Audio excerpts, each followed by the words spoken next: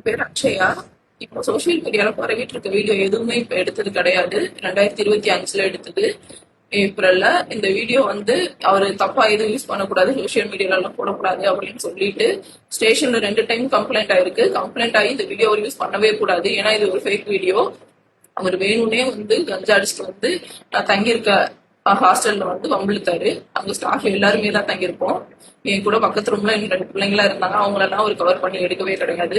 வேணும்னா அவங்களையும் கூட நான் பேச சொல்றேன். இவர் என்னையை மட்டும் கார்னர் பண்ணி நான் வேலைக்கு போக கூடாதுங்கிறதுக்காக பிரச்சனை பண்ணிட்டு எனக்கு மொட்டையெல்லாம் அடிச்சாரு. அந்த மொட்டை அடிச்ச கேஸ்ல கூட இந்த இந்த வீடியோ எல்லாம் போய் காமிச்சு அனுதாபத்தை தேடிக்கிட்டாரு. அவர் சைடு நியாயம் இருக்க மாதிரி. நான் ஸ்லீவ்லெஸ் ட்ரெஸ் போட்டிருந்தேன் தான், இல்லைன்னு சொல்லல. ஆனா நைட்ல நான் ஸ்லீவ்லெஸ், அங்க எல்லாருமே ஸ்லீவ்லெஸ் தான் போட்டிருக்கோம். அதை விட குட்டி குட்டியெல்லாம் ட்ரெஸ் போட்டிருக்கு பொண்ணுங்களோட எல்லாம் அவர் அந்த ரூம்ல வந்து பேசி இருந்திருக்காரு.